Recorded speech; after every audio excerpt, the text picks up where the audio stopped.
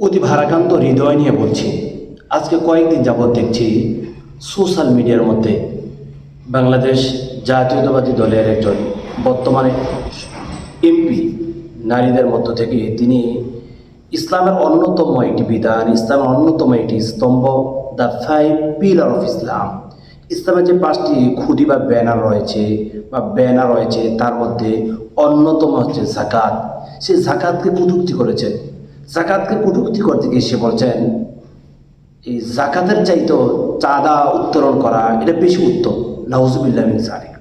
সে যদি মন থেকে বলে থাকে, আর সে যেভাবে বলেছেন তার বডি ল্যাঙ্গুয়েজ যে অবস্থান সে বোঝানোর চেষ্টা করেছেন, সে এটাকে একবারে ভিতর থেকে ধারণ করেছেন, ভিতর থেকে অনুধাবন করে সে বলেছেন যাকাতের চাইতে চাঁদা উত্তোলন করা উত্তম। নাউজুবিল্লাহ। এই কথা বলার কারণে তার ঈমান চলে গেছে। তার ঈমান কতটুকু রয়েছে সেটা আল্লাহ তাআলা ভালো জানেন, কিন্তু কোরআন এবং হাদিসের গবেষণা লব্ধ থেকে বলতে পারি ওই মহিলার এই মুহূর্তে ঈমান নেই। এই সমস্ত নোংরা রাজনীতি যারা করে, নোংরা রাজনীতি ব্যানারে যারা চলে, যারা নিজেকে হাইলাইট করতে চায়, নিজেকে গোটা দেশের কাছে প্রমোট করতে চায়, পরিচিতময় করতে চায়, ইসলামের বিধিবিধানকে বৃদ্ধাঙ্গুলি দেখে আমি বলতে চাই তারা সমাজের সবচেয়ে নিকৃষ্ট এবং জঘন্যময় মানুষ। তারা কখনো শ্রেষ্ঠময় মানুষ হতে পারে না। তারা ইসলামকে বৃদ্ধাঙ্গুলি দেখাতে চায়।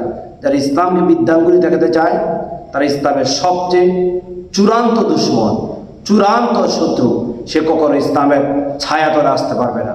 আল্লাহ তাআলা তাকে হেদায়েত যদি না করে তাহলে তার জন্য জাহান্নাম অবধারিত।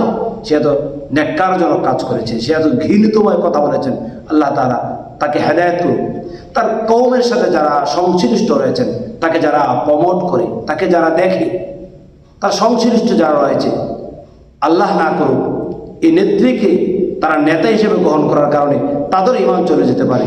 কেননা নবী মুহাম্মদ রাসূলুল্লাহ সাল্লাল্লাহু আলাইহি ওয়াসাল্লাম বলেছেন বুনিয়াল ইসলাম আলা খামস শাহাদাতি লা ইলাহা ইল্লাল্লাহ ওয়া আন্না মুহাম্মাদান আবদুহু ওয়া রাসূলুহু ওয়া ইকামিস সালাহ ওয়া ইতাইজ যাকাত ওয়াল হজ ওয়া সাওম রমাদান। যাকাত ইসলামের 5টি স্তম্ভের মধ্যে অন্যতম স্তম্ভ। যাকাতকে নিয়ে যে মহিলা কটূক্তি করেছে, আল্লাহ তাআলা তাকে হেদায়েত নসিব করুক। আল্লাহুম্মা আমিন।